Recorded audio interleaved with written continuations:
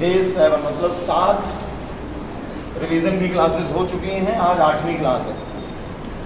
आज की क्लास में पहले तो मैं रिवाइज करवा देता हूँ जो पिछली क्लास में D block F block revise करवाया था, जिसका कि वीडियो यूट्यूब पे नहीं जा पाया क्योंकि वीडियो थोड़ा डिस्टर्ब हो गया था, बट आप लोगों ने क्लास की तो आपको सब उसमें समझ में आ गया था। उसमें एक्टिनाइट सीरीज़ के बारे में केवल बातें बची थी, लेंथेनाइट सीरीज़ हो चुकी थी, ऐसा ही था। लेंथेनाइट सीरीज़ के पॉइंट हो गए थे, एक्टिनाइट सीरीज़ बची थी। तो जल्दी से बच्चों वो अधूरा ना छोड़ा जाए, उसको भी कर ही लिया जाए तो ज़्यादा अच्छा है। आप लोग कॉपी पे लिख सकते हो एक्टिनाइट सीरीज़। एक्टिनाइट सीरीज़ के केवल इलेक्ट्रॉनिक कॉन्फ़िगरेशन आपको ध्यान रखने हैं एंड ऑक्सीडेशन नंबर ध्यान रखने हैं, इसके अलावा कुछ नहीं करना। सारे रिवीजन के लिए ही बैठे हो ना, कोई बच्चा फ्रेशर तो नहीं बैठा है, आप रिवीजन के लिए बैठे हो ना, फिर ठीक है। क्योंकि फ्रेशर बच्चों को बातें समझ में नहीं आएंगी क्योंकि सब एकदम फटाफट फटाफट फटाफट चलना है। तो ठीक बच्चों, जल्दी से हेडिंग लिख लो, एक्टिनाइट सीरीज। फालतू की अब कोई बात नहीं, केवल पढ़ाई। और एक्टिनाइट सीरीज 14 एलिमेंट होते हैं। और ये 14 एलिमेंट कौन कौन से होते हैं? 14 एलिमेंट ऊपर से नीचे में फटाफट लिखे दे रहा हूँ कि H P A U N P P U A M C M B K C F E S F M M D N O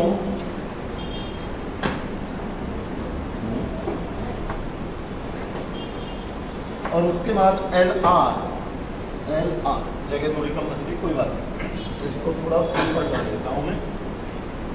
ठीक है, तो ये एक्टिनाइट सीरीज है। अब L R को थोड़ा मैं सही कर दूँ।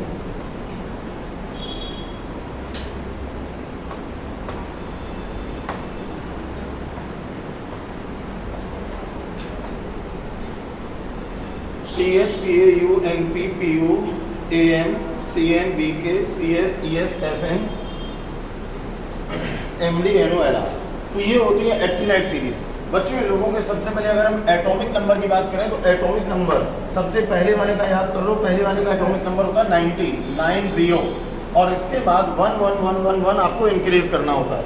तो 90, इसके बाद ये आएगा 91 92 93 94 95 96 97 98 99 100 101 102 एंड 103। ठीक, तो ये होते हैं सारे एलिमेंट एक्टिनाइट सीरीज के।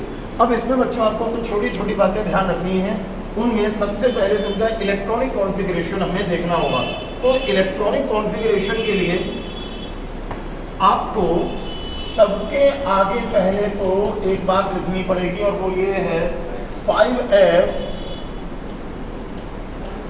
6D 7S। ये सब में लिखना पड़ेगा। लास्ट में आता है 5F 6D 7S। इसके पहले का 1s2 2s2 2p6 3s2 3p6 4s2 3d10 वो आप नॉर्मली लिखते चले जाना। बस लास्ट में जाके 5F 6D 7S ये 3 आएंगे। तो ये लास्ट वाले 3 आपको ध्यान रखने, बाकी सब में नॉर्मल रूल के अकॉर्डिंग इलेक्ट्रॉन भर देना। तो मैं जल्दी से सबके आगे लिख देता हूँ 5F 6D 7S। आप लोग भी जल्दी से लिख दो 5F 6D 7S 5F 6D 7S 5F 6D 7S। इसमें भी 5F 6D 7S। ये आया 5F 6D 7S 5F 6D 7S 5F 6D 7S 5F 6D 7S 5F 6D 7S 5F 6D 7S 5F 6D 7S और ये last वाला भी 5F 6D 7S। तो last में बच्चों ये जो आएगा 5F 6D 7S, अब इसको नोट थोड़ा सा रुक के करना, जल्दी से जरा तरीका समझो। आपको करना क्या है, करना ये है बच्चों कि इसमें जो 7s है, 7s में तो सब में होते हैं 2-2 इलेक्ट्रॉन, तो 7s में सब में 2-2 इलेक्ट्रॉन लिखने हैं, सब में 2-2 इलेक्ट्रॉन लिखने हैं। तो 7s2 7s2 7s2 2 2 2 2 2 सब में 7s2 कर दो, तो इसको तो रटना बहुत आसान था। इस 7s में हमको इलेक्ट्रॉन रखने थे 2। अब बच्चों बाकी पे जरा ध्यान दो, बाकी में शुरू के 4 पे थोड़ा सा ध्यान देना। शुरू के 4 में देखो क्या ध्यान देना है, शुरू के 4 में ये ध्यान देना है कि जो D है, जो D है, D में पहले वाले में है D2 और बाद में 3 में है 1 1 1। बस इतना आप याद कर लो। इसको मैं यहाँ से जरा अलग करे दे रहा हूँ। ऊपर के 4 याद कर लो, नीचे एक प्रॉपर आपको सीक्वेंस मिलेगा। सीक्वेंस क्या होता है बताऊंगा अभी। S में सब में 2 है, कोई दिक्कत की बात नहीं। और D में याद रखना 2 1 1 1 2 1 1 1 2 1 1 1। ऊपर के 4 याद हो गए, 2 1 1 1। और इसके बाद F में केवल शुरू के 4 में आपको दिक्कत है रखने में, बाकी सब में वही सीक्वेंस चलेगा जो हम लोगों ने लेंथेनाइड सीरीज में पढ़ा था पिछली क्लास में। अब इसके बाद F में ध्यान रखना है, पहले वाले में जो F है इसमें ध्यान देना बच्चों, इसमें F होता है 0। वैसे तो F में कम से कम 1 इलेक्ट्रॉन होना चाहिए, लेकिन जो पहला वाला है इसमें F में होता है 0 और उसके बाद होता है 2 3 4। जल्दी से पहले इतना याद करो, नीचे वाले बहुत आसान है, इतना याद कर लो जल्दी से। देखो 7s में सब में कितने कितने इलेक्ट्रॉन हैं, 2 2 2 2 2। मन में इमेज बनाया करो, सोचा करो, मन में 7s दिखना चाहिए आपको। 7s के ऊपर सोचो 2 लिखा हुआ है, तो 7s में है 2 2 2। जल्दी आ जाओ बेटा, 7s में 2 2 2 इस तरह से। इसके बाद 6d में ध्यान रखना है 2 1 1 1 2 1 1 1 2 1 1 1, ठीक। और इसके बाद F में याद रखना पहले वाले में 0 और उसके बाद 2 3 4। F1 इसमें कहीं पर भी नहीं है, 0 और उसके बाद 2 3 4। इतना करने के बाद आपको एक्टिनाइड में एक बात ध्यान रखनी है कि एक्टिनाइड में F5 नहीं होगा और F8 नहीं होगा। ये दो कहीं साइड में हिंट लिख लो जल्दी से। अरे छोटे छोटे हिंट आपको दिमाग में बिल्कुल रहने चाहिए। जो एक्टिनाइड सीरीज के लोग होते हैं इनके इलेक्ट्रॉनिक कॉन्फ़िगरेशन में F5 किसी में नहीं आता, F8 किसी में नहीं आता। और लेंथेनाइड को भी थोड़ा सा रिवाइज करो, पिछली क्लास में मैं बता के गया हूँ, लेंथेनाइड में F2 नहीं था, F8 नहीं था। यहाँ पे शुरू में इतना याद करने के बाद याद रखना है F5 नहीं है एंड F8 नहीं है। अब बच्चों आपको ध्यान देना है नीचे वालों का इलेक्ट्रॉनिक कॉन्फ़िगरेशन। जरा बोर्ड पे देखो बच्चों, लिखना बंद करो, बाद में लिख लेना, पहले समझो। देखो मैंने कहा F5 नहीं है और F8 नहीं है, तो बोर्ड पे देखो F4 तक हो गया, तो 2 3 4 के बाद 5 आना चाहिए, लेकिन मैंने कहा 5 वाला नहीं है, तो अब 4 के बाद 5 वाला है नहीं, सीधे कौन सा आएगा 6, तो यहाँ पर आ जाएगा 6। और 6 लिखने के बाद पूरा वही सीक्वेंस फॉलो करना है जो लेंथेनाइड सीरीज में मैं आपको रटवा के गया हूँ। तो लेंथेनाइड सीरीज में क्या करते थे, 6 के बाद 7, और जरा ध्यान करो 7 को रिपीट किया था, याद आया, 7 एंड 14 रिपीट होते हैं लेंथेनाइड में भी एंड एक्टिनाइड में भी। तो 7 के बाद फिर से 7 और 7 के बाद 7। F8 होता नहीं, लेंथेनाइड में भी बोला था F8 नहीं होता, एक्टिनाइड में भी नहीं होता, तो F8 होता नहीं, तो 7 के बाद 8 होगा नहीं, सीधे क्या आएगा 9 10 11 12 13 14 और 14 फिर से आपको रिपीट करना पड़ेगा। ये समझ में आ गए हैं। इसके बाद वही ट्रिक लगानी है जो लेंथेनाइड में लगाई थी। लेंथेनाइड में मैंने बोला था जो 7 वाला रिपीट हुआ था एंड 14 वाला रिपीट हुआ था, लेंथेनाइड ध्यान करना, जो 7 वाला रिपीट हुआ था या जो 14 वाला रिपीट हुआ था उनके डी में लिखा था 1, बाकी सब में डी में लिखा था 0। वही वाली ट्रिक यहाँ पे लगानी है।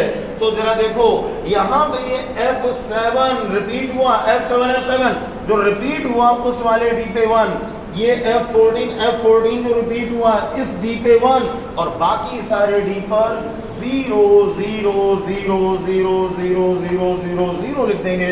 सबका इलेक्ट्रॉनिक कॉन्फ़िगरेशन हो गया। जल्दी से बच्चों नोट करो। देखो अगर नॉर्मल ऑफ बाउ प्रिंसिपल से 1:2 2:2 2p6 करोगे तो लास्ट में जाके गड़बड़ कर दोगे, माइनस मार्किंग करा बैठोगे।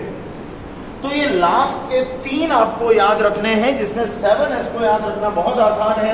7s सब में होता है 2 2 2 2 2। मैंने यहाँ पे ये लाइन क्यों बनाई थी? लाइन इसलिए बनाई, ऊपर के 4 लोगों को थोड़ा अलग से ध्यान रखना था। और ऊपर के 4 लोगों में क्या था? D पहले वाले में था D2 और उसके बाद 1 1 1 2 1 1 1 2 1 1 1 और F में पहले था 0 और उसके बाद 2 3 4 0 के बाद 2 3 4 0 के बाद 2 3 4 1 नहीं है, यहाँ पे 0 होता है। 5 एंडेड होता नहीं तो 5 की जगह पे डायरेक्ट आया 6 6 7 7 रिपीट होता है। लेंथेनाइड में भी रिपीट होता है, एक्टिनाइड में भी।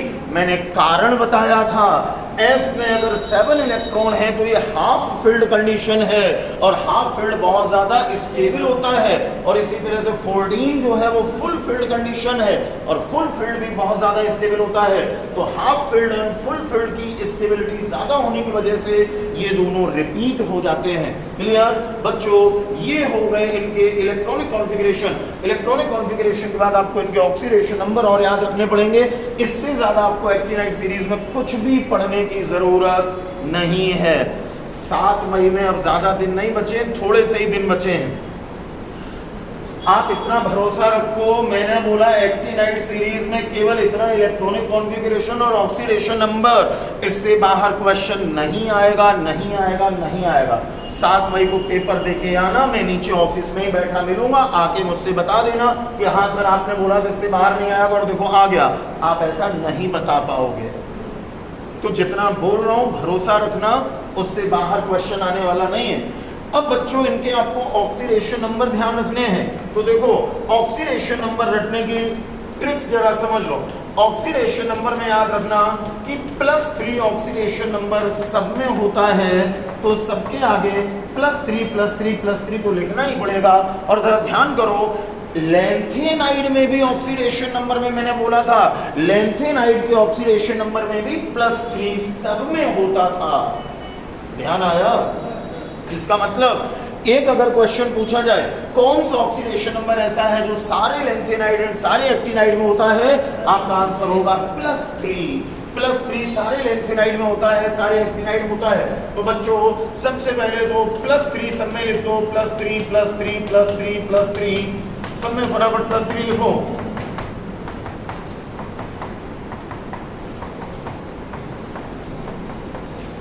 ठीक, +3 सब में। अब +3 के बाद जरा ट्रिक समझो ऑक्सीडेशन नंबर की। बच्चों अब जरा लिखना बंद करो, पहले बोर्ड में देखो। +3 ये क्या हुआ था? आवाज कैसी आई थी? हवा डरा रही है। तो +3 +3 +3 बच्चों सब में लिख दिया। और इसके बाद ट्रिक समझना।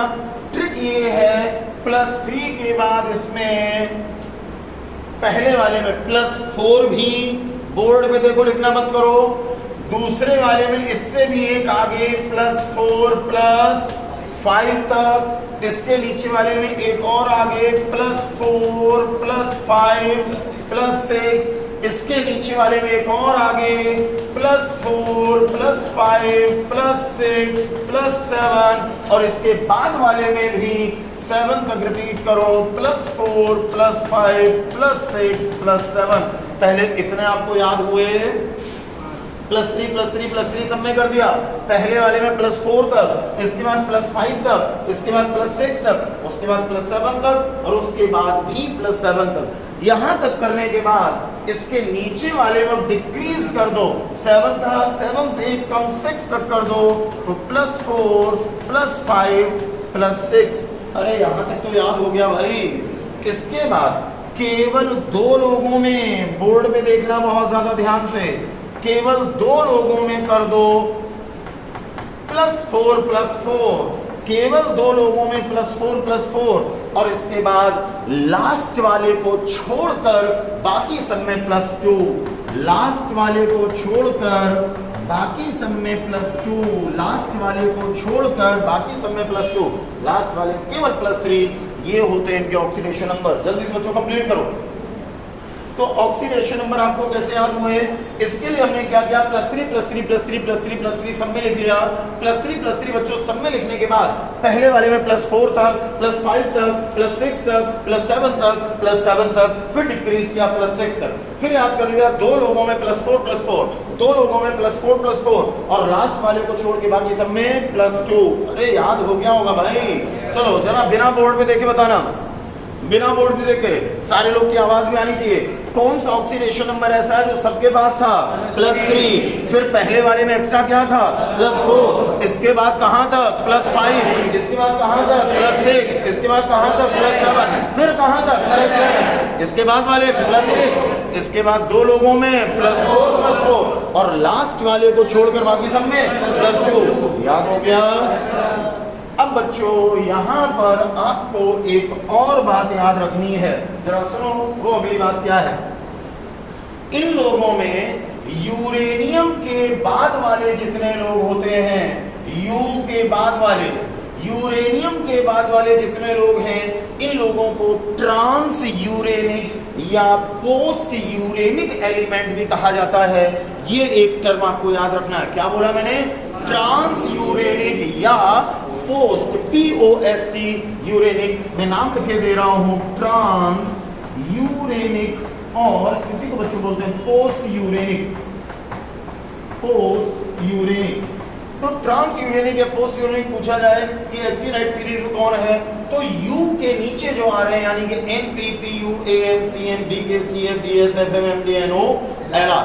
इसके बाद अगर इन लोगों में पूछा जाए रेडियो एक्टिव एलिमेंट कौन कौन से हैं, तो बच्चों सारे के सारे लोग पहले से लेके आखिरी तक पूरी एक्टिनाइट सीरीज में जितने भी लोग हैं सारे के सारे लोग रेडियो एक्टिव होते हैं।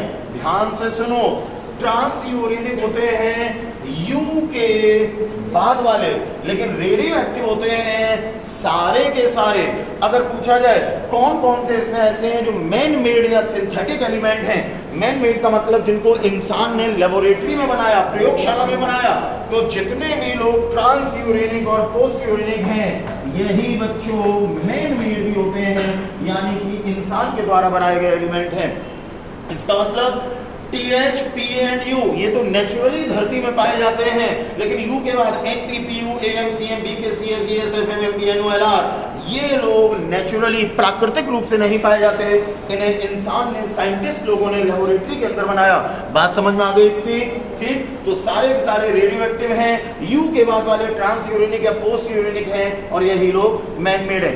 यहीं पर अगर एक क्वेश्चन पूछा जाए लेंथेनाइट सीरीज में कौन है मैन मेड, तो लेंथेनाइट सीरीज में केवल PM, एक एलिमेंट मैंने PM लिखवाया था, आप चेक करना कॉपी पिछले क्लास वाली।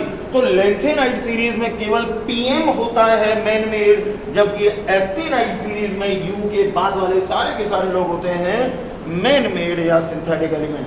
क्लियर हो गया भैया? तो इस तरह से लेंथेनाइट सीरीज पिछली क्लास में हो गई थी, एक्टिनाइट सीरीज आज की क्लास में हो गई। और अब बच्चों मैं इसको हटा रहा हूं यहां से। अब आपको आज की क्लास में केमिकल बॉन्डिंग पूरी मैं फटाफट रिवाइज करवा रहा हूं। तो अब हम लोग रिवीजन करने जा रहे हैं केमिकल बॉन्डिंग का, जिसमें कौन कौन से मेन क्वेश्चंस पूछे जा सकते हैं वो हमें सीखना है। बहुत ज्यादा ध्यान से देखना सुनना, छोटी छोटी ट्रिक्स बताऊंगा, हर टाइप के क्वेश्चंस हो जाएंगे भैया। केमिकल बॉन्डिंग अगर आपने रेगुलर बैच में पढ़ी होगी तो केमिकल बॉन्डिंग कम से कम 2-2 घंटे की 10 क्लास लगी होंगी कम से कम, तब कंप्लीट हुई होगी। और 2-2 घंटे की 10 क्लास का मतलब हो गया 20 घंटे में खत्म हुई होगी, और मैं खत्म करूंगा केवल आधे घंटे में पूरा। तो आप समझ सकते हैं कि स्पीड क्या रहेगी। तो दिमाग एकदम पूरा खोल के रखना। बाकी रिवीजन के बाद जो बौरा है, अरे सर समझ में नहीं आया, तो ऐसे लोग 2-2 घंटे की 10 क्लास करने के लिए रेगुलर बैच में आना, तब उनको समझ में आएगा। ठीक। तो अभी केवल रिवीजन हो रहा है, क्योंकि ये बड़ी प्रॉब्लम है तुम लोग के साथ। अगर नीट के पहले जल्दी जल्दी रिवाइज करवाया जाए तो उसमें कुछ लोग बौराते हैं, अरे सर बहुत जल्दी हो गया, अरे चल समझ में नहीं आया। तो भैया अब वो टाइम नहीं बचा है कि मैं तुम्हारे गाल पकड़ के धीमे धीमे समझाऊं, अले अले मेरा बेटा समझ लो। वो टाइम गया अले अले बेटा वाला। अब एकदम जल्दी जल्दी जल्दी जल्दी उड़ाने वाला टाइम है। तो केमिकल बॉन्डिंग में सबसे पहला जो क्वेश्चन पूछा जा सकता है बच्चों, वो क्वेश्चन पूछा जा सकता है लैटिस एनर्जी के ऊपर। 4 ऑप्शन दिए होंगे और आपसे पूछेंगे बताइए इसमें किसकी लैटिस एनर्जी सबसे ज्यादा है, किसकी कम है, इंक्रीजिंग ऑर्डर या डिक्रीजिंग ऑर्डर। फटाफट कॉपी में लिखते चलना एकदम जल्दी जल्दी। तो लैटिस एनर्जी, वीडियो के भरोसे मत रहना क्योंकि पिछली क्लास वाला वीडियो यूट्यूब पे अपलोड नहीं हो पाया है, क्योंकि हम लोग को ऐसा लग रहा था कि रिकॉर्डिंग हो रही है, 10 मिनट की रिकॉर्डिंग के बाद वीडियो बंद हो गया था ना। इस चक्कर में रहो कि चलो ठीक है अभी ऐसे ही सुन लेते हैं, बाद में वीडियो से स्क्रीनशॉट ले लेंगे। तो अभी पता देखो रिकॉर्डिंग हो रही कि नहीं हो रही, अभी हो रही। तो वीडियो के भरोसे मत रहना, अभी जो आमने सामने पढ़ रहे हो उसके भरोसे रहना।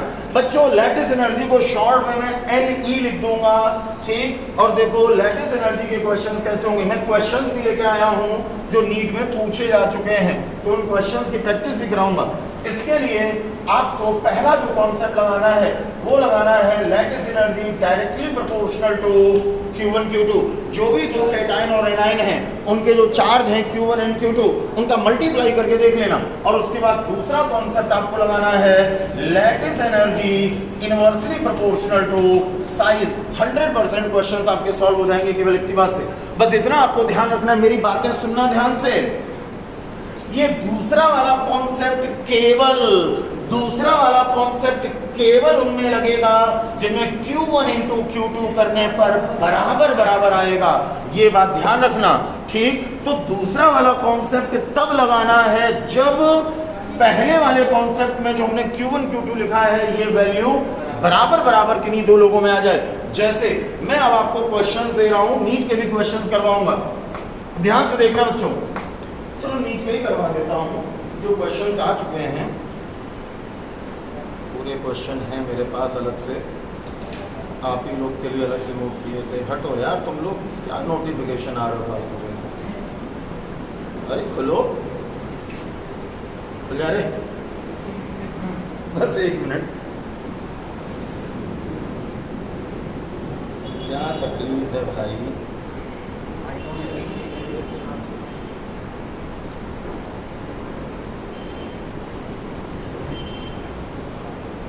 अरे मैंने कुछ और खोल दिया था, समझ गए? ऐसा कुछ नहीं खोल दिया था भाई जो तुम लोग को वो बोलना पड़े। संस्कारी इंसान हूँ, उल्टी सीधी चीज़ें नहीं देखता हूँ, तुम लोग भी ना देखा करो। हाँ तो देखो जरा नीट में जो कुछ क्वेश्चंस आ चुके हैं वही क्वेश्चंस करवा रहा हूँ लैटिस एनर्जी। जैसे देखो 3 दिए हुए हैं, एक दिया हुआ है AlCl3, एक दिया हुआ है MgCl2 और एक दिया हुआ है NaCl। अब हमें इन 3 में लैटिस एनर्जी पता करनी, किसकी लैटिस एनर्जी ज्यादा किसकी कम। देखो बच्चों सबसे पहले हमें लगाना Q1 Q2। तो Q1 Q2 करने के लिए आपको इनके चार्ज लिखने पड़ेंगे। Al होता है +3, Cl होता है -1, Mg होता है +2, Cl -1, Na होता है +1, Cl होता है -1। बात नहीं करो भैया, Q1 Q2 जल्दी से निकालो। Q1 Q2, Q1 है 3, Q2 है -1 मतलब 1। प्लस माइनस नहीं लिखना है, केवल वैल्यूज देखनी है। मतलब पहले वाले का चार्ज Q1, दूसरे वाले का Q2, तो ये था +3 का मतलब केवल 3 लिखना था और -1 का मतलब केवल 1 लिखना था। 3 × 1 कितना आया 3। इसमें Q1 Q2 करो 2 × 1, अरे +2 का मतलब 2 ले लिया, -1 का मतलब 1 ले लिया, 2 × 1 कितना आया 2। और यहाँ पे आ गया Q1 Q2 1 × 1 और 1 × 1 से कितना आया 1। कॉन्सेप्ट क्या है, lattice energy directly proportional to Q1 Q2। तो Q1 Q2 की वैल्यू जितनी ज्यादा, इसमें Q1 × Q2 आया 3, इसमें आया 2, इसमें आया 1, तो लैटिस एनर्जी का ये हो गया ऑर्डर। अरे समझ में आ गया कि नहीं? इतनी बात याद रखना, 100% क्वेश्चन सॉल्व होंगे, चाहे नीट के क्वेश्चंस हो या जेई के क्वेश्चंस हो। बस इतनी बात ध्यान रखनी है कि दूसरा वाला कॉन्सेप्ट ये उन लोगों में लगाना है जिनमें Q1 Q2 बराबर। जैसे मान लो सपोज करो इसमें भी Q1 Q2 आ जाता 3, इसमें भी सॉल्व करने पे आता 3, इसमें भी आता 3, अगर तीनों में आ जाता 3 3 3, तो फिर साइज कंपेयर करते। समझ गए? जल्दी से बच्चों दूसरा क्वेश्चन, क्या मैं इसको साफ कर सकता हूं? मना भी करोगे तब भी करूंगा क्योंकि इतना टाइम नहीं। जल्दी से देखो दूसरा क्वेश्चन। दूसरा क्वेश्चन है, हमारे पास है 4 लोग, एक है BEO, एक है MGO, एक है CAO और एक है SRO। हमें 4 लोगों में लैटिस एनर्जी पता करनी है। बच्चों सबसे पहले क्या देखना है, Q1 Q2 जरा पता करो। ये सेकेंड ग्रुप के लोग हैं, मतलब group 2, beryllium magnesium calcium strontium, तो ये लिखा जाएगा +2 BE +2 O -2 MG +2 O -2 CA +2 O -2 SR +2 O -2। जल्दी से पहले Q1 × Q2 पता करो, तो Q1 Q2 इसमें हो गया 2 × 2, ये आया 4, इसमें आया 2 × 2, ये आया 4। ये मैं 2 × 2 कैसे लिख रहा हूँ, समझ में आ रहा है सबको? अरे ये 2 प्लस माइनस नहीं लिखना है, केवल नंबर लिखना है। ऐसे ही इसमें देखो, इसमें आया 2 × 2, सॉल्व करने पे आया 4, और यहाँ पर भी 2 × 2, ये बच्चों आ गया 4। अब सब में आ गया 4 4 4 4 4। मैंने बोला था जिन लोगों में Q1 Q2 बराबर 4 4 4 4, Q1 × Q2 का मल्टीप्लाई करने पर 4 4 4 बराबर आ रहा है, ऐसे लोगों में कॉन्सेप्ट लगेगा इनवर्सली प्रोपोर्शनल टू साइज। जरा चेक करो, O O O O common है, बेरिलियम मैग्नीशियम कैल्शियम स्ट्रोंशियम ये अलग अलग दिए हैं, इन्हीं का साइज देखेंगे। और जब आप साइज देखोगे तो beryllium magnesium calcium strontium group में ऊपर से नीचे जाने पर साइज बड़ा होता चला जाता है। तो साइज बेरिलियम से ज्यादा मैग्नीशियम, उससे ज्यादा कैल्शियम और उससे ज्यादा स्ट्रोंशियम। बोर्ड पे देखो, जैसे जैसे साइज बड़ा होता जाएगा लैटिस एनर्जी कम होती चली जाएगी। तो जैसे जैसे साइज बड़ा होता जा रहा है लैटिस एनर्जी कम होती चली जाएगी। ये हो गया ऑर्डर। हाईएस्ट पूछी जाती BEO, लीस्ट पूछी जाती SRO, पूरा ऑर्डर पूछा जाता तो इस तरह से। अरे कर सकते हो कि नहीं? क्वेश्चन तो बहुत सारे हैं, एक और करवाए दे रहा हूँ, नहीं फिर सारे टॉपिक हो नहीं पाएंगे। एक जरा लास्ट क्वेश्चन यहीं पे और करवाए दे रहा हूँ, आपको समझ में आ गया है तो। अब जरा इनमें लैटिस एनर्जी बताना। एक है बच्चों Al2O3, एक है CaO, एक है MgBr2 और एक है लास्ट में लिखा है NeCl। इन 4 लोगों में लैटिस एनर्जी पता करनी। सबसे पहले कॉन्सेप्ट लगेगा Q1 Q2। अकल लगाओ, जब Q1 Q2 करोगे Al +3O -2 Ca +2 O -2 Mg +2 Br -1 Na +1 Cl -1। जल्दी से Q1 Q2 करो, तो Q1 × Q2 ये आया 3 × 2 बराबर 6, ये आया 2 × 2 बराबर 4, ये आया 2 × 1 बराबर 2 और ये आया 1 × 1 बराबर 1। सबसे पहले कॉन्सेप्ट लगेगा directly proportional to Q1 Q2। Q1 Q2 जितना ज्यादा लैटिस एनर्जी उतनी ज्यादा, 4 6 2 1 यही ऑर्डर हो जाएगा लैटिस एनर्जी का। अरे कर सकते हो भाई। तो लैटिस एनर्जी का क्वेश्चन अब आपसे इस तरह से गलत नहीं होगा। यहीं पे एक बात और समझ लो, एक कॉन्सेप्ट याद रखना, melting point directly proportional to lattice energy. कोई 4 लोग दिए हो, पूछा जाए इनमें किसका मेल्टिंग पॉइंट सबसे ज्यादा होगा, जिसकी लैटिस एनर्जी सबसे ज्यादा हो उसी को आप आंसर बता देना, उसी का मेल्टिंग पॉइंट होगा सबसे ज्यादा। बात समझ पाए? तो छोटी सी बात जल्दी से लिख लो कि melting point directly proportional to lattice energy. जैसे एक क्वेश्चन और लिखो, यहां पे मैं आपसे पूछ रहा हूं हाईएस्ट मेल्टिंग पॉइंट, इसको मैं जरा साफ कर दूं, और मैंने कहा हाईएस्ट मेल्टिंग पॉइंट बताना है। ठीक, जरा ऑप्शंस देखो। पहले ऑप्शन में लिखा हुआ है, सीधे होगा जी, पहले ऑप्शन में लिखा है NaCl, दूसरे ऑप्शन में लिखा है KCl, तीसरे ऑप्शन में लिखा हुआ है MgO और चौथे ऑप्शन में लिखा हुआ है BaO। और इसमें बच्चों आपको हाईएस्ट मेल्टिंग पॉइंट पता करना है। मैंने अभी अभी आपसे बोला था melting point directly proportional to lattice energy. अब जरा इनकी लैटिस एनर्जी कंपेयर कर लो, जिसकी लैटिस एनर्जी ज्यादा मेल्टिंग पॉइंट उतना ही ज्यादा। लैटिस एनर्जी के लिए सबसे पहले Q1 Q2 पता करो, Na +1 Cl -1 K +1 Cl -1 Mg +2 O -2 Ba +2 O -2। पहले जरा Q1 × Q2 पता करो, 1 × 1 से आया 1, यहाँ पे 1 × 1 से आया 1, यहाँ पे 2 × 2 से आया 4 और यहाँ पे 2 × 2 से आया 4। बच्चों एक बात तो समझ में आ गई, पहला वाला आंसर और दूसरा वाला आंसर नहीं हो सकता, क्योंकि जिसमें Q1 Q2 ज्यादा उसकी लैटिस एनर्जी ज्यादा। तो हाईएस्ट लैटिस एनर्जी या तो तीसरे वाले की है या चौथे वाले की है, क्योंकि इनमें Q1 Q2 की वैल्यू आ रही है 4 4। अरे यहाँ तक कोई दिक्कत तो नहीं। अब इन दो में आपको अलग अलग पता करना है किसकी लैटिस एनर्जी ज्यादा। तो जिन लोगों में Q1 Q2 बराबर, उनमें inversely proportional to size. Beryllium, magnesium, calcium, strontium, barium. यहां से समझ में आया कि जो साइज है वो साइज मैग्नीशियम का होगा छोटा, मैग्नीशियम का होगा छोटा, और उसके बाद Ba का साइज होगा बड़ा। अरे इतना तो समझ में आ गया, क्योंकि beryllium, magnesium, calcium, strontium, barium, barium आता नीचे। जिसका साइज छोटा लैटिस एनर्जी ज्यादा, तो Mg का साइज छोटा है, MgO की लैटिस एनर्जी ज्यादा होगी, और जिसकी लैटिस एनर्जी सबसे ज्यादा उसी का होगा हाईएस्ट मेल्टिंग पॉइंट। आंसर हो गया तीसरा। समझ में आ गया सबको? ठीक बच्चों, अब आते हैं जरा अगले टॉपिक पर। देखो, अब आपसे लैटिस एनर्जी का क्वेश्चन तो गलत नहीं होगा। अगला क्वेश्चन पूछ सकते हैं फजान रूल पर, और फजान रूल से आपको पता करना होता है कोवैलेंट नेचर। फजान रूल से क्या पता करना होता है? Covalent nature. लैटिस एनर्जी का क्वेश्चन अब गलत हो ही नहीं सकता अगर पूछा जाए। इससे पता करते हैं कोवैलेंट नेचर। तो यहाँ पर आपको 4 कॉन्सेप्ट ध्यान रखने हैं। देखो, नंबर वन कॉन्सेप्ट है कोवैलेंट नेचर। यार ये बोर्ड बीच बीच में मिस करता है। Covalent nature directly proportional to charge of cation. इसके बाद दूसरा कॉन्सेप्ट लगता है covalent nature inversely proportional to size of cation. इसके बाद तीसरा कॉन्सेप्ट लगता है covalent nature directly proportional to charge of anion. और इसके बाद बच्चों चौथा कॉन्सेप्ट लगता है कोवैलेंट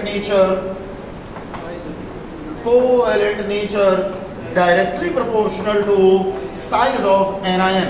अब यहाँ पे ध्यान देने वाली बात ये है, मैंने जब 1 2 3 4 करके लिखा है तो इतना ध्यान रखना कि 1 2 3 4 करके जब लिखा है तो पहले जो मैंने 1 पे लिखा है वो कॉन्सेप्ट लगाना है। उसी सीक्वेंस में जब लगाओगे तब आंसर आएगा। सबसे पहले इस कॉन्सेप्ट से आंसर निकालना है, और अगर चार्ज ऑफ कैटायन बराबर हो उस कंडीशन में कॉन्सेप्ट नंबर 2 लगेगा।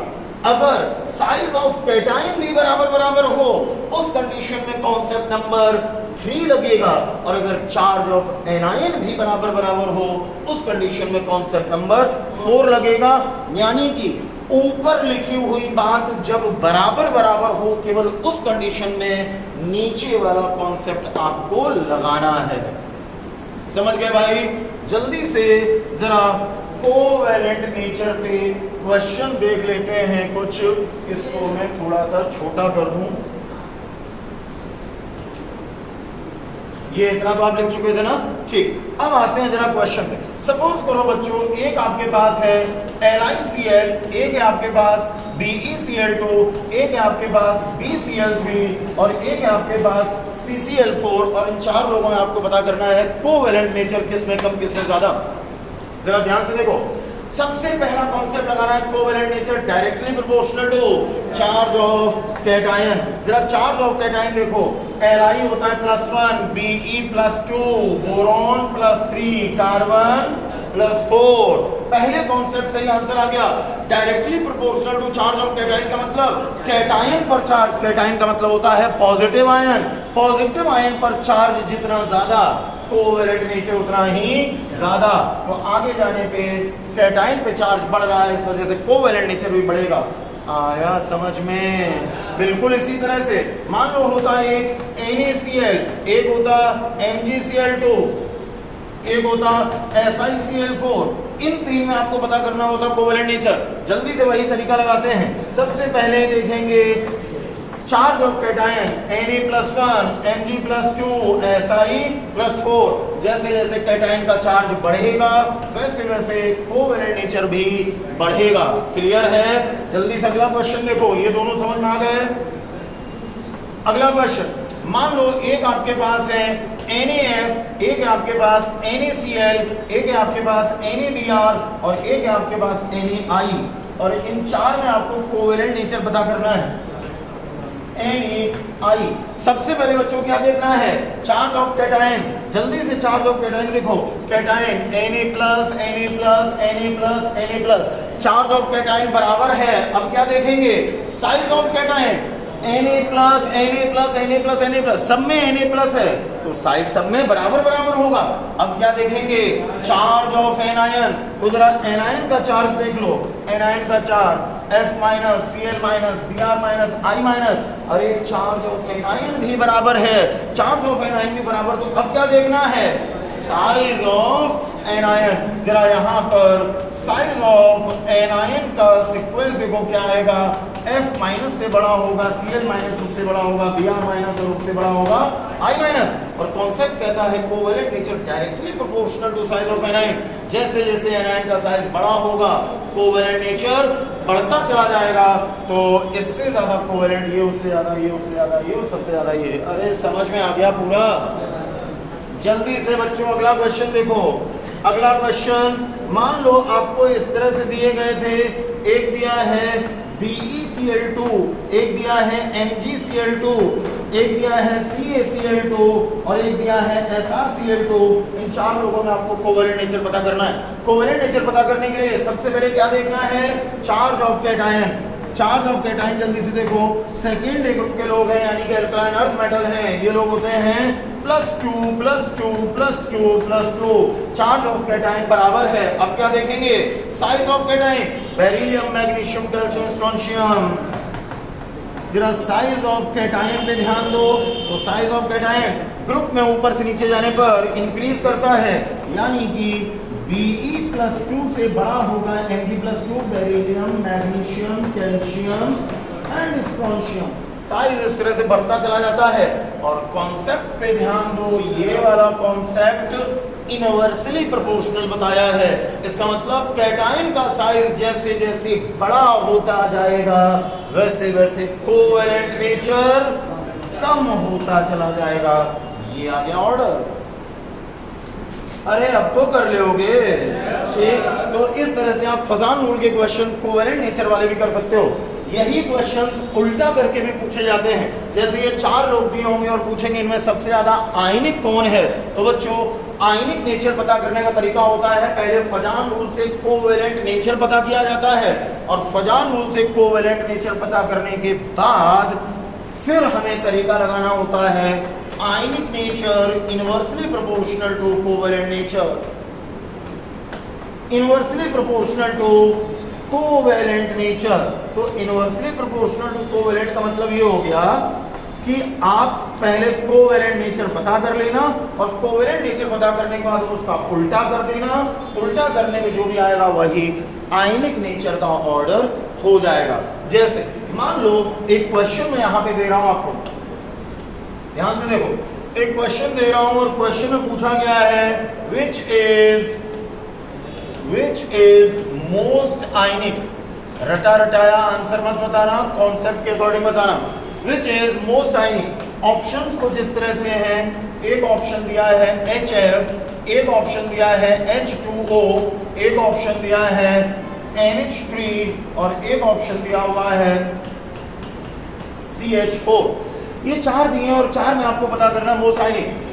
कॉमन सेंस से आपको आंसर समझ में आ गया होगा, लेकिन अभी कॉमन सेंस नहीं लगाना है, कॉन्सेप्ट समझना है। तो जरा कॉन्सेप्ट से बताओ। अच्छा जरूरी नहीं मोस्ट आयनिक, हो सकता है इन लोगों में मोस्ट कोवेलेंट पूछ लिया जाता या कोवेलेंट नेचर का पूरा ऑर्डर पूछ लिया जाता या आयनिक नेचर का पूरा ऑर्डर पूछ लिया जाता। देखो बच्चों कैसे क्वेश्चन करना है। आयनिक पूछा है लेकिन पहले कोवेलेंट पता करना है फजान रूल से। Covalent nature directly proportional to charge of cation.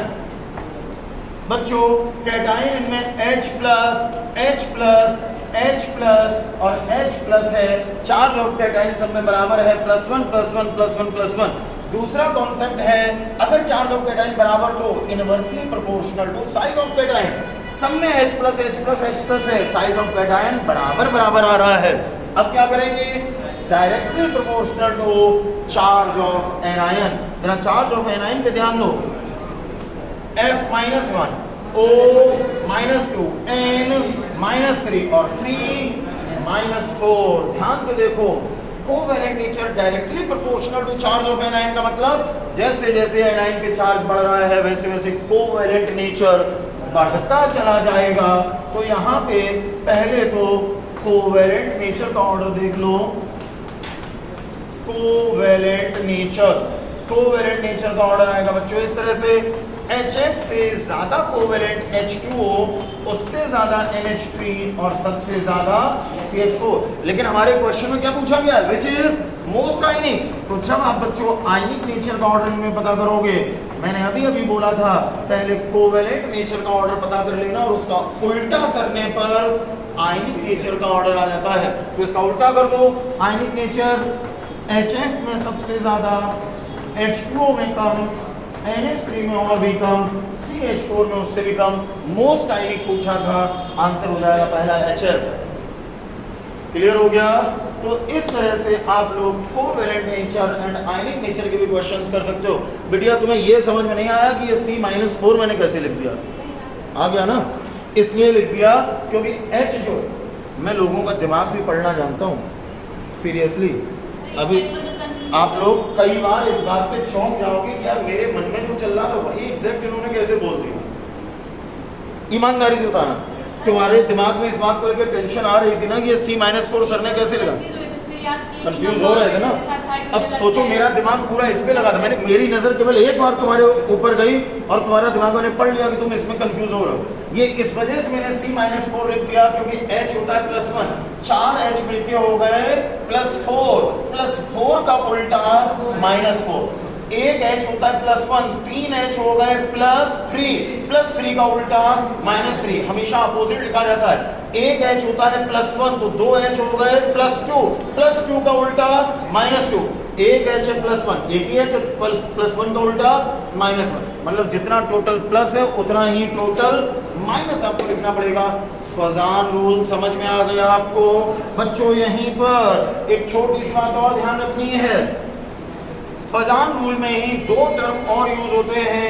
एक टर्म यूज होता है पोलराइजिंग पावर और एक टर्म यूज होता है पोलराइजेबिलिटी। मैंने बोला 2 टर्म और यूज होंगे, एक टर्म यूज होगा पोलराइजिंग पावर और एक टर्म यूज, पूरा ही चला गया,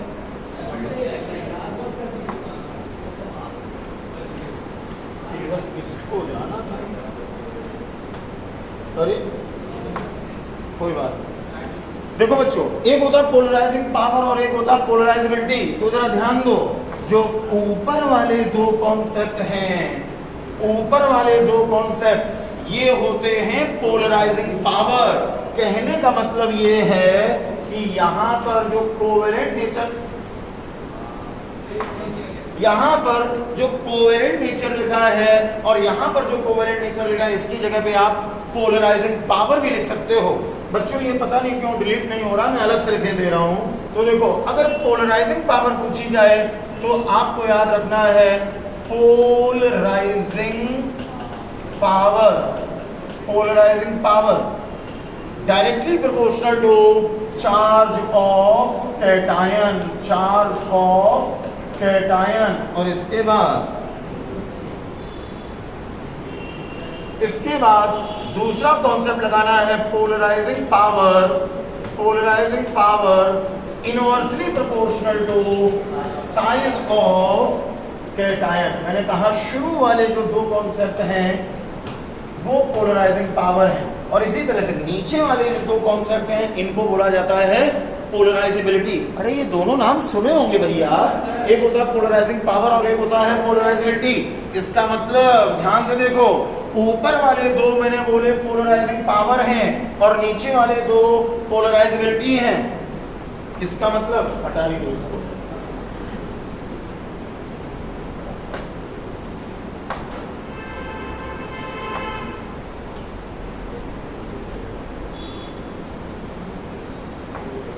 इसका मतलब जरा क्वेश्चन देखो, मान लो ऐसे आपको 4 लोग दिए होते, एक लिखा होता Na+ एक लिखा होता है Mg+2, एक लिखा होता है Al+3, और इन तीन में आपको पता करना होता है किसमें पोलराइजिंग पावर सबसे ज्यादा होगी। Polarizing power directly proportional to charge of cation, ये भी बताया था, directly proportional to charge of cation. इसका मतलब हाईएस्ट पोलराइजिंग पावर अगर इनमें पूछी जाएगी तो आंसर हो जाएगा Al+3। समझ आ गया। दूसरा देखो, मान लो एक दिया था Li+, एक दिया था Na+, एक दिया था K+, इनमें पूछा गया पोलराइजिंग पावर किसकी ज्यादा होगी। तो पहले चार्ज ऑफ कैटायन देखेंगे, तीनों में बराबर है। अब देखेंगे साइज, तो बच्चों जब इनका साइज चेक करोगे तो लिथियम से बड़ा सोडियम और उससे बड़ा पोटेशियम। यहां से बात समझ में आई, कैटायन का साइज जितना छोटा पोलराइजिंग पावर उतनी ही ज्यादा। सबसे छोटा है Li+, तो सबसे ज्यादा पोलराइजिंग पावर होगी यहां पर Li+ में। कर लेोगे इस तरह के क्वेश्चंस। नीचे वाले जो दो कॉन्सेप्ट थे, नीचे वाले कॉन्सेप्ट बच्चों पोलराइजेबिलिटी होते हैं, तो नीचे वाले दो कॉन्सेप्ट क्या थे। अगला हो जाएगा पोलराइजेबिलिटी। पोलराइजेबिलिटी, तो पोलराइजेबिलिटी में पहला कॉन्सेप्ट लगेगा directly proportional to charge of anion, और दूसरा कॉन्सेप्ट लगेगा polarizability directly proportional to size of anion. देखो जल्दी से, मान लो एक दिया है आपको F-, एक दिया है O-2, एक दिया है N-3 और एक दिया है C-4। पूछा गया है किसकी पोलराइजेबिलिटी सबसे ज्यादा होगी। आंसर होगा C-4। अरे एनायन पे चार्ज जितना ज्यादा, अगर आपका 100% दिमाग केवल बोर्ड पे और मेरी तरफ है तो पूरी बातें समझ में आ रही होंगी, चाहे मैं जितना जल्दी पढ़ा रहा हूं, उससे कोई फर्क नहीं पड़ता। Directly proportional to charge of anion का मतलब एनायन का चार्ज जितना ज्यादा पोलराइजेबिलिटी उतनी ज्यादा। सबसे ज्यादा चार्ज था C-4। अगला देखो, एक दिया है F-, एक दिया है Cl-, एक दिया है Br- और एक दिया है I-। इनमें पूछा है पोलराइजेबिलिटी किसकी सबसे ज्यादा होगी। अगला क्वेश्चन है, सबसे पहले चार्ज ऑफ एनायन देखो, -1 बराबर बराबर है, तो अब क्या देखेंगे, size of anion. Fluorine, chlorine, bromine, iodine, size बड़ा होता चला जाता है, और जितना साइज बड़ा पोलराइजेबिलिटी उतनी ही ज्यादा। तो इन लोगों में I- हो जाएगा आंसर। समझ गए भैया। अगला क्वेश्चन जो केमिकल बॉन्डिंग में आपसे पूछा जा सकता है, वो बच्चों क्वेश्चन बन सकता है मॉलिक्यूलर ऑर्बिटल थ्योरी पर, जिसको कि बोला जाता है MOT, मॉलिक्यूलर ऑर्बिटल थ्योरी। और मॉलिक्यूलर ऑर्बिटल थ्योरी में bond order and bond order की मदद से कुछ क्वेश्चंस सॉल्व होते हैं, वो पूछे जाते हैं। तो बच्चों बॉन्ड ऑर्डर वाले जितने भी क्वेश्चंस पूछे जाएंगे वो केवल क्वेश्चंस पूछे जाते हैं जिन मॉलिक्यूल्स में टोटल इलेक्ट्रॉन का नंबर 20 तक होता है, क्योंकि 20 इलेक्ट्रॉन से ज्यादा की मॉलिक्यूलर ऑर्बिटल थ्योरी अभी है ही नहीं। ठीक, तो जिन मॉलिक्यूल्स में टोटल इलेक्ट्रॉन का नंबर 20 तक होता है उन लोगों में आप मॉलिक्यूलर ऑर्बिटल थ्योरी पढ़ोगे। ये मॉलिक्यूलर ऑर्बिटल थ्योरी वही है, σ1s, σ1s star, σ2s, σ2s star. अरे इस तरह से पढ़ा है, ये होता है बॉन्डिंग, ये होता है anti bonding, bonding anti bonding, ये सब पढ़े हैं। नीट एग्जाम में ये सब आपको करने की जरूरत नहीं है। आपको बच्चों एक प्यारी सी छोटी सी ट्रिक याद रखनी है, और ट्रिक है बाबा BBB। अब इस बाबा BBB में आपको क्या करना है, टोटल इलेक्ट्रॉन को दो दो दो दो दो दो करके लिखते चले जाना है, और दो दो करके लिखते चले जाना है। और उसके बाद आपको तरीका लगाना है बॉन्ड ऑर्डर बराबर बॉन्ड ऑर्डर, और ये कर देना है बराबर B-A/2, यानी कि B के ऊपर इलेक्ट्रॉन -A के ऊपर इलेक्ट्रॉन अपॉन 2, B के ऊपर इलेक्ट्रॉन -A के ऊपर इलेक्ट्रॉन अपॉन 2। इस तरह से आपको बॉन्ड ऑर्डर पता चल जाएगा। बाबा BBB लिखना, जो भी इलेक्ट्रॉन है दो दो दो दो दो दो दो दो दो दो करके लिखते चले जाना। जैसे जल्दी से जरा कुछ क्वेश्चंस देखते हैं। मान लो बच्चों एक है आपके पास O2, और O2 में आपको बॉन्ड ऑर्डर पता करना है, तो टोटल इलेक्ट्रॉन देखो कितने होंगे। O2 का O का एटॉमिक नंबर होता है 8, तो 8 दूनी 16। O2 के पास टोटल इलेक्ट्रॉन हो गए 16। ये 16 कैसे आया, O का एटॉमिक नंबर होता है 8, जितना एटॉमिक नंबर होता है उतने ही इलेक्ट्रॉन होते हैं। तो एक O के पास 8 इलेक्ट्रॉन, 8 दूनी 16। अब हमने लिख लिया बाबा ट्रिपल बी ट्रिपल ए, और बाबा ट्रिपल बी ट्रिपल ए लिखने के बाद मैंने बोला दो दो करके इलेक्ट्रॉन आपको सबके ऊपर लिखने हैं। तो जब दो दो करके लिखोगे तो फटाफट लिखते चले जाओ। 16 करने टोटल, दो इस बी के ऊपर, तो सबके ऊपर दो दो, 2 4 2 6 2 8 2 10 2 12 2 14 2 16। जल्दी से यहाँ पे पता करो बॉन्ड ऑर्डर। तो यहाँ पे बच्चों बॉन्ड ऑर्डर आया, बॉन्ड ऑर्डर बराबर B माइनस ए अपॉन 2। बी के ऊपर इलेक्ट्रॉन माइनस ए के ऊपर इलेक्ट्रॉन, बी के ऊपर 2 2 4 2 6 2 8 2 10 माइनस ए के ऊपर 2 2 4 2 6 अपॉन 2। सॉल्व करने का आ गया 2, तो बॉन्ड ऑर्डर इसका हमें पता चल गया 2। अरे समझ में आ गया, कभी भी गलत नहीं होगा। अगला जरा देखो, अगला मान लो आपको दे दिया जाता है यहाँ पर O2 माइनस। अब जरा O2 माइनस में देखो टोटल इलेक्ट्रॉन कितने होंगे। O का एटॉमिक नंबर 8, 8 दूनी 16, माइनस अगर लगा हो तो इतना ही जोड़ दिया जाता है। तो 8 दूनी 16 और माइनस की वजह से जोड़ दिया, कितना हो गया 17। टोटल इलेक्ट्रॉन हो गए 17। 17 के बाद हमने यहाँ पर भी कर दिया बाबा ट्रिपल बी ट्रिपल ए, बाबा ट्रिपल बी ट्रिपल ए। बाबा ट्रिपल बी ट्रिपल ए करने के बाद 17 इलेक्ट्रॉन हमें भरने हैं दो दो करके। तो जरा भर देते हैं 2 2 4 2 6 2 8 2 10 2 12 2 14 2 16, और अब इसमें केवल एक बचा 17। अरे दो दो करके जाओगे तो लास्ट में तो एक ही बचेगा। यहाँ पे जल्दी से बॉन्ड ऑर्डर पता कर लो। शॉर्ट में मैंने बी को लिख दिया, बॉन्ड ऑर्डर बराबर B माइनस ए अपॉन 2। बी के ऊपर इलेक्ट्रॉन 2 2 4 2 6 2 8 2 10 माइनस ए के ऊपर 2 2 4 2 6 और 1 7 अपॉन 2। सॉल्व करो, आ गया 1.5। अरे समझ में आ गया। एक और देख लो, मान लो होता O2 माइनस 2। O2 माइनस 2 में देखो 8 दूनी 16 और 2 18, टोटल इलेक्ट्रॉन हो गए 18। 18 इलेक्ट्रॉन के लिए कर लेंगे बाबा ट्रिपल बी ट्रिपल ए। तो बाबा ट्रिपल बी और उसके बाद लिख लिया ट्रिपल ए। इसमें 18 इलेक्ट्रॉन भर दो, 2 2 4 2 6 2 8 2 10 2 12 2 14 2 16 2 18। यहाँ पे पता करो बॉन्ड ऑर्डर बराबर B माइनस ए अपॉन 2।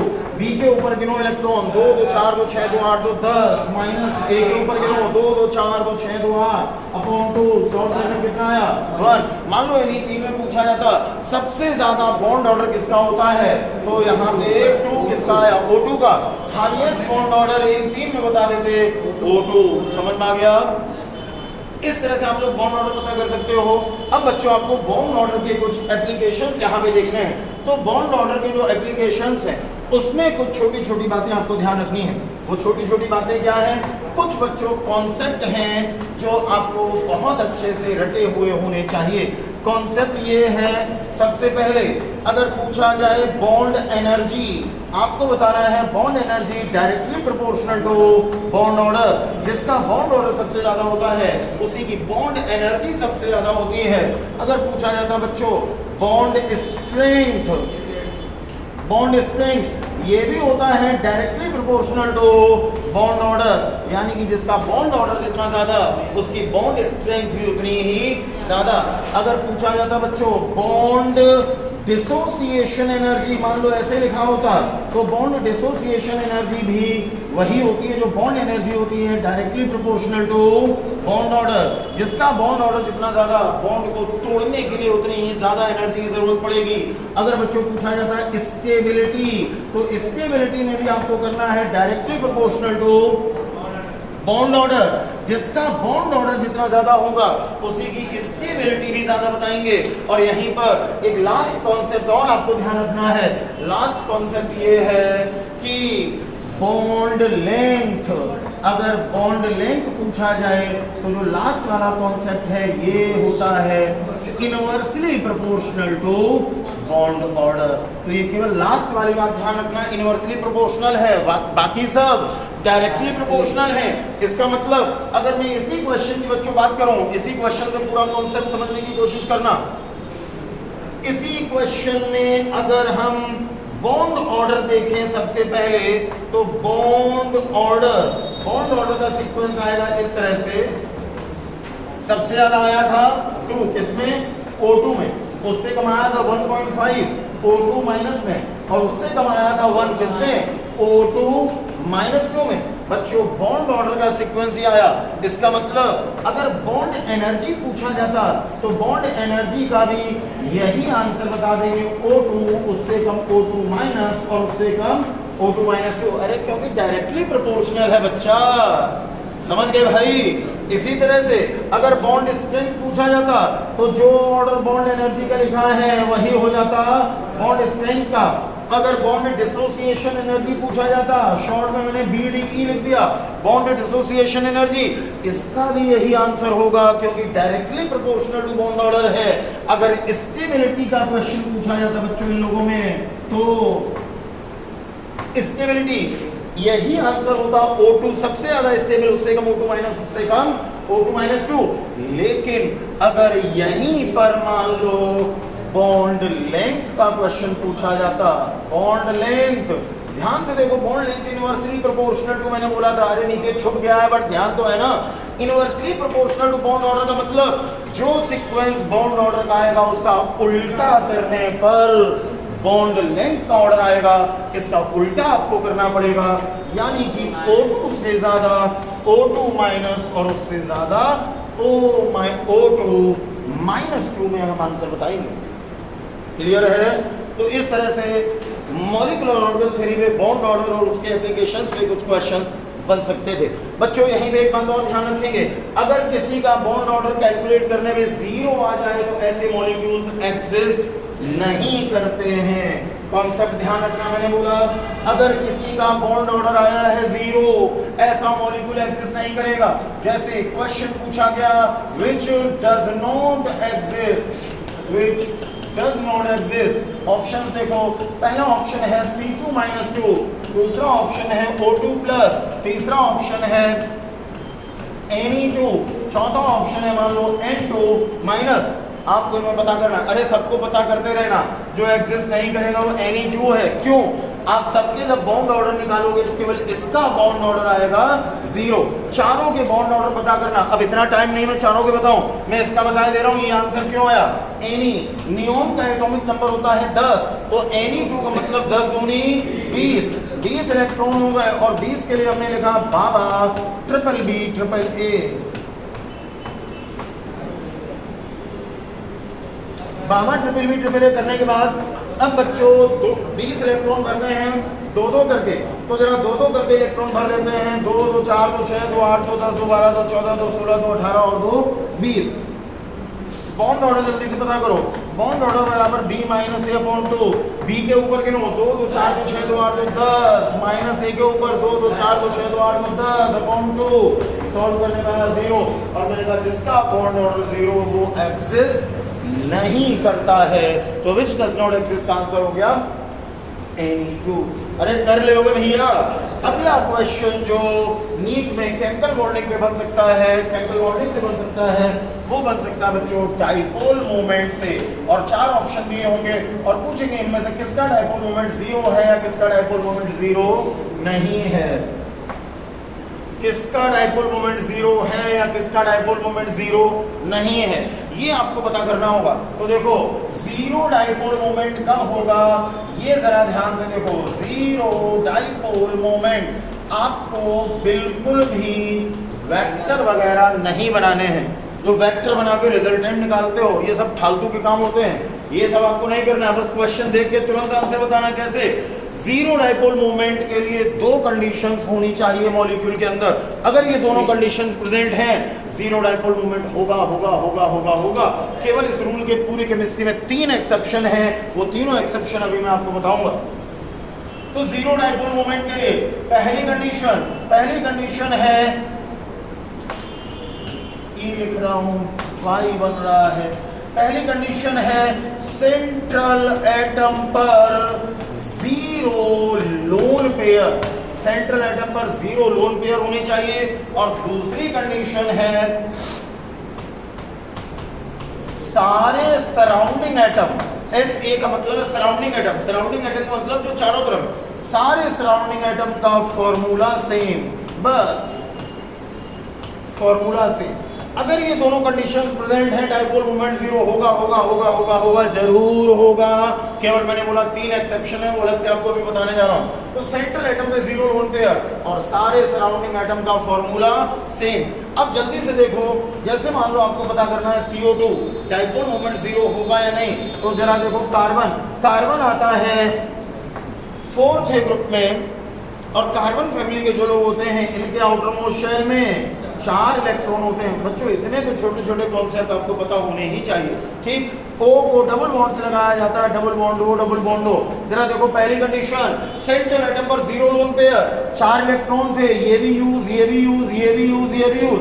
क्या इसके लोन पेयर का मतलब होता है? ऐसे इलेक्ट्रॉन का पेयर जिसने बॉन्ड न बनाया हो। इसमें तो सारे इलेक्ट्रॉन ने बॉन्ड बना लिया, और अगर सारे इलेक्ट्रॉन ने बॉन्ड बनाया इसका मतलब 0 लोन पेयर है, ठीक।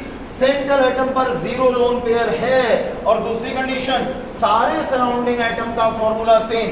सराउंडिंग एटम ये है और ये है, इसका फॉर्मूला भी O, इसका फॉर्मूला भी O, तो सारे सराउंडिंग एटम का फॉर्मूला भी सेम है। इसका मतलब डाइपोल मोमेंट होगा 0। डाइपोल मोमेंट को हम लोग म्यू से रिप्रेजेंट करेंगे। अरे CO2 0 समझ में आया भाई? जरा दूसरा क्वेश्चन देखो, मान लो होता BCl3, आपको पता करना है डाइपोल मोमेंट 0 हुआ या नहीं, तो हमने लिखा B boron. Boron third A group में आता है, और यहाँ इसी को 13 ग्रुप कहा जाता है। बोरोन फैमिली के लोगों के आउटर मोस्ट शेल में 3 इलेक्ट्रॉन होते हैं। अब 3 Cl लगे थे, लगा दिए Cl Cl Cl।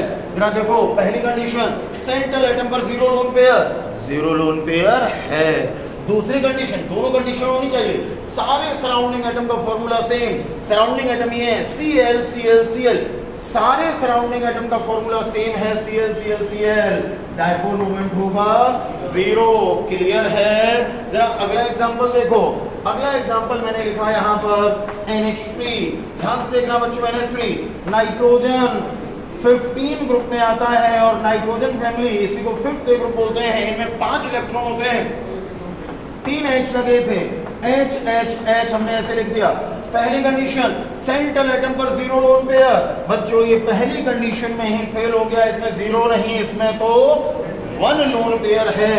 और अगर लोन पेयर आ गया तो डाइपोल मोमेंट 0 नहीं होगा। 0 डाइपोल मोमेंट तब होता है जब सेंट्रल एटम पर 0 लोन पेयर हो एंड सारे सराउंडिंग एटम का फॉर्मूला सेम हो। जिसमें सेंट्रल एटम पे 0 लोन पेयर नहीं है तो डाइपोल मोमेंट 0 नहीं है। क्लियर? अगला जल्दी से देखो, अगला देखो एग्जांपल। मान लो बच्चों होता CHCl3, हमें इसमें पता करना है CHCl3। तो यहाँ पे कार्बन सेंट्रल एटम है, 4th ग्रुप में कार्बन फैमिली में आता है। कार्बन फैमिली में 4 इलेक्ट्रॉन होते हैं, एक इसमें लगा था H और 3 लगे थे Cl Cl Cl। बच्चों जरा ध्यान से देखो, पहली कंडीशन, सेंट्रल एटम पर 0 लोन पेयर, सेंट्रल एटम पर 0 लोन पेयर है, पहली कंडीशन तो है। लेकिन दूसरी कंडीशन देखो, सारे सराउंडिंग एटम का formula same, Cl Cl Cl। ओ, सारे सराउंडिंग एटम का फॉर्मूला सेम नहीं आया, एक फॉर्मूला अलग टाइप से आ गया, Cl Cl Cl ये अलग टाइप। और अगर सारे सराउंडिंग एटम का फॉर्मूला सेम नहीं है, इसका मतलब डाइपोल मोमेंट 0 नहीं है। एकदम क्लियर? यही ट्रिक आप लगाना, क्वेश्चन सॉल्व हो जाएंगे। आपको बस 3 एग्जांपल अलग से ध्यान रखने हैं जो कि यहाँ पे प्रॉब्लम कर सकते हैं। इसी मेथड से सॉल्व करना, सारे क्वेश्चन सॉल्व हो जाएंगे। केवल 3 एग्जांपल अलग से याद रखना। एक याद रखना HCF2, एक याद रखना HCF4, और एक याद रखना PCl3F2। ये 3 लोग ऐसे हैं जिनमें ये दोनों कंडीशंस फॉलो नहीं होंगी, इसके बावजूद भी इनका डाइपोल मोमेंट होता है 0। जल्दी से लिख लो, HCF2, HCF4, PCl3F2, PCl3F2। तो ये 3 एग्जांपल ऐसे हैं जिनमें देखो, इनमें अगर देखोगे तो लोन पेयर आ जाता है, इसमें देखोगे सारे सराउंडिंग एटम सेम नहीं। मतलब ये 3 वो एग्जांपल मैंने बताए जो हमारे इस रूल के एक्सेप्शनल केस हैं। इनमें डाइपोल मोमेंट बताना 0 होता है। ओके, तो इस तरह से डाइपोल मोमेंट का क्वेश्चन भी सॉल्व हो जाएगा। डाइपोल मोमेंट के बाद बच्चों आपसे क्वेश्चन पूछे जा सकते हैं पैरामैग्नेटिक एंड डायामैग्नेटिक के ऊपर। 4 ऑप्शन भी होंगे, पूछेंगे इनमें कौन सा पैरामैग्नेटिक है, कौन सा डायामैग्नेटिक है। तो देखो ट्रिक समझो पैरामैग्नेटिक डायामैग्नेटिक की। आपको टोटल इलेक्ट्रॉन पता करने हैं, और टोटल इलेक्ट्रॉन अगर ऑड नंबर है तो हमेशा बताना पैरामैग्नेटिक, और टोटल इलेक्ट्रॉन का नंबर अगर इवन नंबर है यानी कि सम संख्या है 2 4 6 8 इस तरह से, तो उस कंडीशन में आप बताना डायामैग्नेटिक। लेकिन यहाँ पर एक एक्सेप्शन आपको और अलग से ध्यान रखना पड़ेगा। एक्सेप्शन, और एक्सेप्शन बच्चों आपको ये ध्यान रखना है कि अगर टोटल इलेक्ट्रॉन का नंबर 10 है,